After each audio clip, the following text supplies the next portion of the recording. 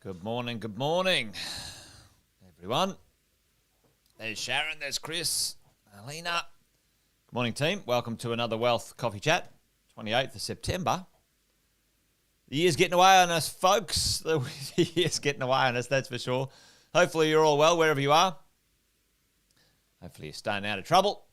Sometimes that's a bit boring, but I've found over the years too much trouble can cause a little bit of heartache, but there you go. Anyway, hey, morning, James and Aaron and DJ and Alison. Morning, Shay, my love. Hey, thanks, Alison. Yeah, mate, your enthusiasm is infectious. So thanks for being around and always keeping the vibe on the positive, which is awesome, mate. So great to see all of you guys here today. Yeah, let's have a bit of a wealth coffee chat. For those who might be new, hey, there's good morning. There's Fiona. Morning, Fiona. Good to see you.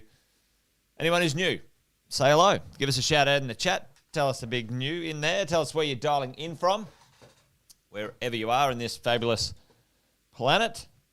The one, the only planet we have. Where are you dialing in from? Amy, good morning. And there's Simon as well. Good to see you guys jumping on for a bit of a listen this morning. If you're new, like I said before, Jason Witten's my name. I've been property investing over 20 years and coaching property investors over 18 years. Morning, Bob. Hey, there's LJ, all the way from Townsville. LJ, I grew up in Charters Towers, just around the corner. There you go.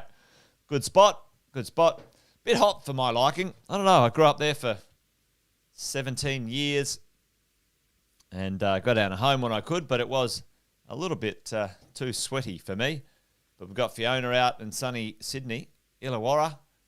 Amy, that's good to see. Good to see a few people dialing in from wherever you are. Stay safe, stay well. Keep yourself and your family taken care of. Hey, listen, this morning I want to talk to you about wealth zones. Zones of wealth. Michelle's all the way from Sydney. Great to see, Michelle. Zones of wealth. The idea that, certain locations can yield better value than other locations for certain reasons. And Sam talks about a number of zones.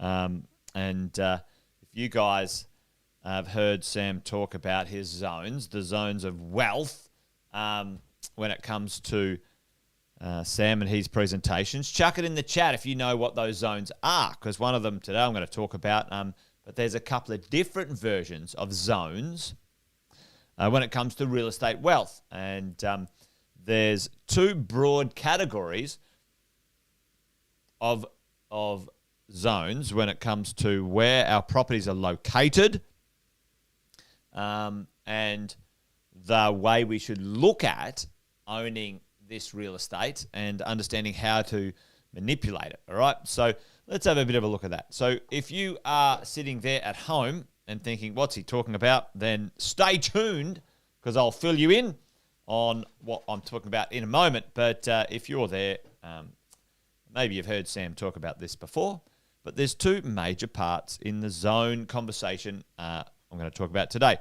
Two big zones, okay?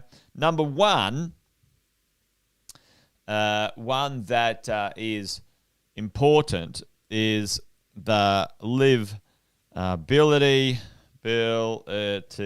zones, right? Now, those livability zones, we're going to talk about those in a second, and these are the ones that Sam has come up with, and others, of course, zones where locations, real estate is located that has some extra reasons for property prices to go up, okay? And it's all about the livability of that zone. And the other zone or types of zone impact we can have with our wealth is, let's talk about this, development zones, okay?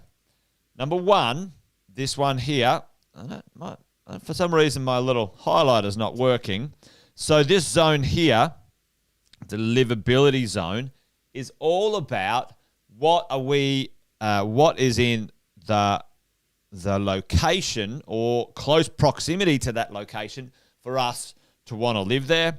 And development zone is about what can you do with that piece of real estate into the future, what's called highest and best use. All right, so that's laying the foundation for our conversation this morning. So let's dive into it, team. But check this out. Little newspaper article just recently talking about a school zone.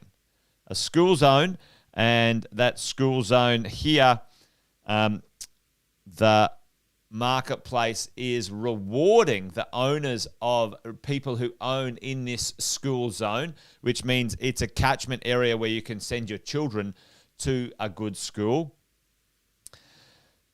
According to these stats, and sometimes you've got to double check these, that's for sure. But, for today's purposes of the conversation, it's as accurate as we need that these locations, these properties, these areas, school zones where you can send your kids to school have grown significantly in comparison to the surrounding market.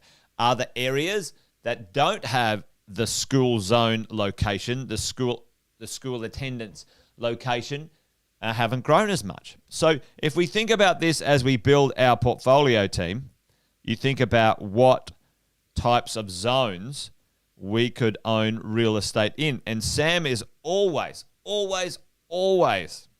looking at these zones to catapult our values forward. So number one, a school zone. If you don't have to spend, $5, $10, $15, $20,000 a year to send your children to a private school or a selective school, a selective public school, etc., you can live in that area, then there'll be a compensation or a change in the value of that area because that will be attractive, a school zone. Tell me in the chat, team, what other zones, livability zones, living zones, do people covet and desire when it comes to having a better lifestyle? Chuck one in the chat for me if you guys know while I have a little sip of my coffee, because it's always good to get you guys maybe thinking and get involved in this little bit of a chat. Now, Sharon's on it. Yes, there we go. Boom. There you go. Awesome. Nice one, gang. All right, there's green zones. Totally. There's sand zones or beach zones, beach sort of water zones. The medical zones are absolutely golden. And we certainly do have some employment zones / locations as well. The sea tree change, that's sort of, often taken care of, Amanda, in the green zones, like, people wanting to move to, bigger blocks of land, et cetera, and Chris nailed the other one. This sort of knowledge zone. Knowledge, and it's kind of an extension, sort of unis and universities and tapes and education places over and above the school zone, okay? So when we have a look at our properties and our locations of where we own these bits of real estate, you can see uni before Corona. I think we'll have universities in that way afterwards as well, Bob. But it'd be interesting. You think about that right now. You go, okay, what would it look like? What are the universities of the future look like? What do those locations look like? It's really something really interesting to pontificate. So think about that. School zone, green zone, where there's lots of access to either, parks, the bush, on the fringes of cities with really nice lifestyle blocks, etc. We know this one, the sand zone, the ocean. The closer you can get to the ocean, the more money you put in your pocket. That it's been a bit of a it's been a bit of a staple for a long time. But when we look at these areas as well, if we put in these zones, plus we put in well-designed, functional real estate, it layers on top and on top and on top. The value becomes exponential. Medical zones, employment, knowledge in uni, etc. So you guys see this as you go. You're dead right, Alison. Because I've said this one for a while. There's been a few people moving to regional locations. Not as many as you think, folks. The majority of Australians internally, from a moving point of view, leaving the big cities, Sydney and Melbourne predominantly, have moved to southeast Queensland. Okay? And a small amount have moved to regional cities. Now, those regional cities, even 1,000 people moving into a regional city or 500 overwhelms those cities from a supply point of view because no one's building stuff there. And, prices in the short term are affected, and so too are rents. But you've got to remember this, folks, if you think about those regional locations, the economics of those regional locations, what is the normal when this thing blows over and everyone has to have a local job. Does the local job sustain that rent or those property prices? And 9 times out of 10, the answer is no. So don't get too caught up in short-term, get rich quick. I've got to buy something in a regional location because it's going up in value. I think that's short-term as far as I'm concerned. If it's something you're going to own forever, buy well, never sell, good location, there might be a reason for it. E.g., 10 acres, 1 hour from the city, it's going ballistic. I own a pretty cool little plot of land down Byron Way, and it's crushed it. So, yeah, there you go. So, listen, folks, what's the other zone we talked about? We talked about a development zone. A development zone, something that is able to be densified. I don't even know if that's a real word. Higher density into the future from where it is today. Okay, and I pulled up a little map of Melbourne right here, and I'll zoom in for you guys. Hopefully, we can see this together. But if you look at this, when we take a look at the councils and the governments, either the local councils, the state governments, and the national governments, they're talking about how do we keep the population in our cities. That's the plan. The government does not want dispersal, continuous urban sprawl out to the nowheresville, into the middle of nowhere. So they go ahead and have a look at potential development processes, right? Greenfield, large infill, dispersed infill, greyfield, and urban boundary growth. And every city, folks, every state has a plan when it comes to these things. So this is one thing that I've done over the years, certainly when we look at, potentially our joint ventures and developments. When you have a look at these here, team, if you have a look at large-scale brownfield, greenfield, dispersed infill, greyfield, and urban boundary growth, tell me in the chat, what do you guys think would be the most desirable development style for us as property investors in here? Have a look at which one of those ones do you think, and maybe just take a guess, or some of you would know. Tell me, what do you guys think here? Do you think we should invest in large-scale brownfield sites on the edge of nowhere? Greenfield sites, which are a bit better planned, but they're still on the edge? Dispersed infill, which I think there might be a bit of a answer in that one. Greyfield or urban growth, right out in the boundary. What do you guys think? Whack that in the chat for me when you think, all right, well, where would I put my money? Where's the pressure? Where is the infrastructure? Where is the stuff already? And what we're looking at, let's have a bit of a look at that. And yes, Chris, that is the one certainly I think is worth having a look at. And if you think about this team, these things called dispersed infill, but infill sites, now this map's a bit blurry, so apologies.